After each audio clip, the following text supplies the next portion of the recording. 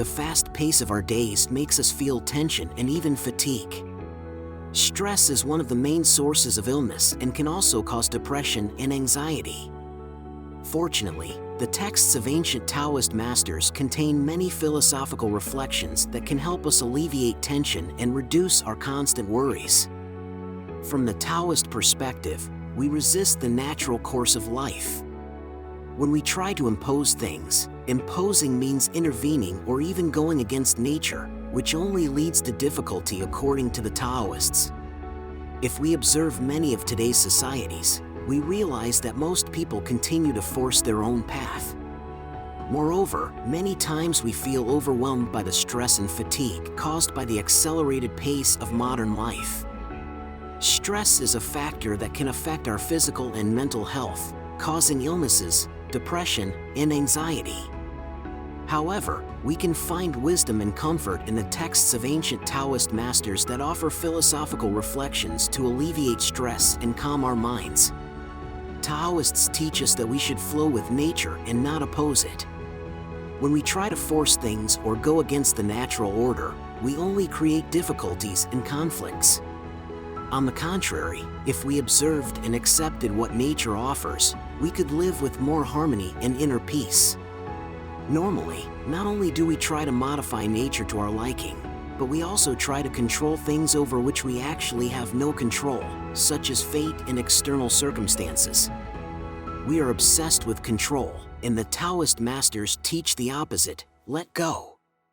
In the ancient Taoist texts, the Tao Te Ching, the lesser-known Zhuangzi, also called the Book of Chuang Tzu, and the concept of letting go are recurring themes. The enigmatic author of the Tao Te Ching reminds us how nature takes care of itself and that without interference, everything is realized. Furthermore, he observes how obsessed we are with seeking happiness in the external world and how our efforts to obtain it and our attachment to external circumstances make us unhappy. We are unwilling to let go of our restless craving to be happy, which is precisely the reason why we are not truly happy. Our efforts to not be unhappy generate anxiety.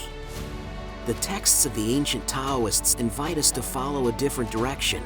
We must let go of existing concepts and visions of the world, become aware of the emptiness to allow nature to follow its course and flow with it instead of going against it. The goal is a simpler life with fewer worries, following the Tao, the universal principle. The Tao is the first antidote. This video explores ancient Taoist reflections that can serve as antidotes to reduce agitation in an out-of-control world. Letting things be as they are is the first point. The Taoist master Zhuangzi knew how to do nothing. He did not intervene in natural processes because he knew that nature would be upset and become something it is not. He did not interfere, letting things follow their natural course and observing how they evolved around him. In many modern cultures that value success and performance, doing nothing is seen as a waste. We do not allow ourselves the permission to do nothing because we must always be active. We choose to work against nature instead of doing nothing, even though our actions only make what we want to achieve more difficult. When we leave things alone, we respect their natural flow. Our environment does not always require our interference, both at work and at home. Problems often solve themselves, and life eventually adapts, whether we like the outcome or not. What seems like misfortune can be a disguised opportunity, and what we see as success can backfire on us. Furthermore, the universe always operates as it wants, so trying to control it is futile. The second antidote is to stop chasing happiness. Zhuangzi did not know whether what busy people sought was happiness or not, but he could see that the ways they tried to achieve it made them unhappy.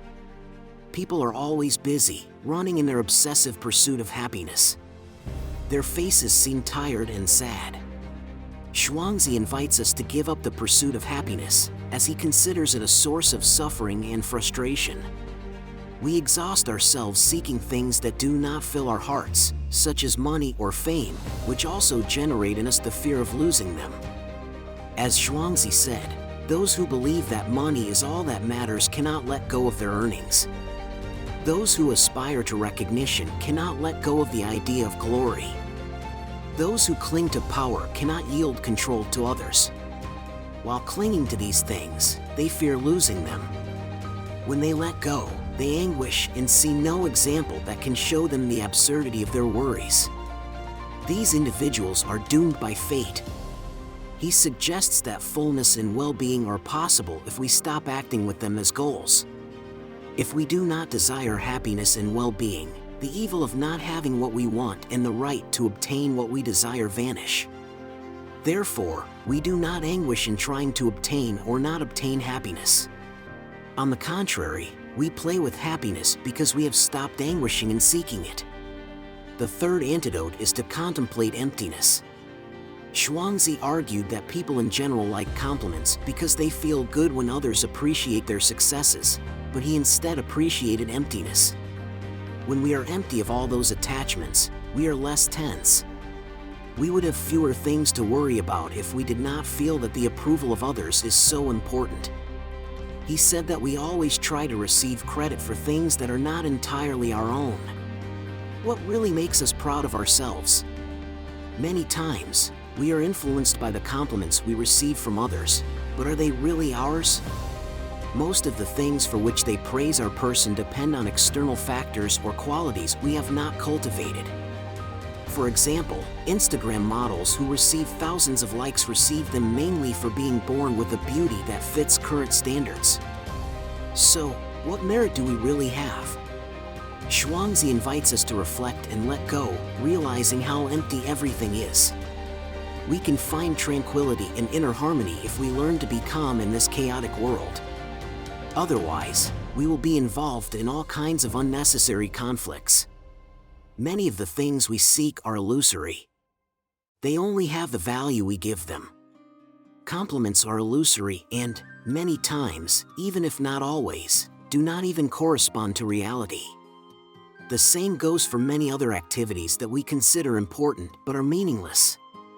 It seems that we do them only to escape emptiness, but if we accept this emptiness, embrace it, and set aside all these games, competitions, endless races, and the constant pursuit of happiness, we would be better off. The fourth antidote is the inner law. According to the Taoist sage Laozi, if we ask more of ourselves than we can do, we are creating problems. In his profound work, the Tao Te Ching, he said that those who stand on tiptoes do not remain balanced, and those who hurry do not get ahead. Standing on tiptoes and trying to control what we cannot control. In the book The Way of Chuang Tzu, the difference between a person whose law is within themselves and a person whose law is outside of themselves is explained. The first person is one who acts without depending on the approval or disapproval of others. The second person is guided by things outside of their control and thus becomes a puppet of their circumstances. What happens in the external world determines their mood. When they try to extend their power over objects, those objects take control over them. As Zhuangzi said, when things go well, the second person is happy and satisfied. When things go poorly, they are unhappy and full of worries. They try to obtain what they want and avoid what they do not want, always worried about a universe that they ultimately cannot control. The one who tries to extend their control is just a manipulator, while the one who believes they are surpassing others is seen by them as simply stretching and standing on tiptoes. Everything around us is out of control, but the more control we have over our thoughts, choices, and attitudes towards the outside, the less we will depend on external satisfaction, and the less we will have to strive to obtain it. The fifth antidote is not to be anxious about fate. Zhuangzi observed that it is not the future itself that troubles people but the anxiety about the future. For example, an archer can shoot perfectly during training but poorly in a competition for a prize. As soon as we desire a specific outcome, we stress about the fear of not achieving it.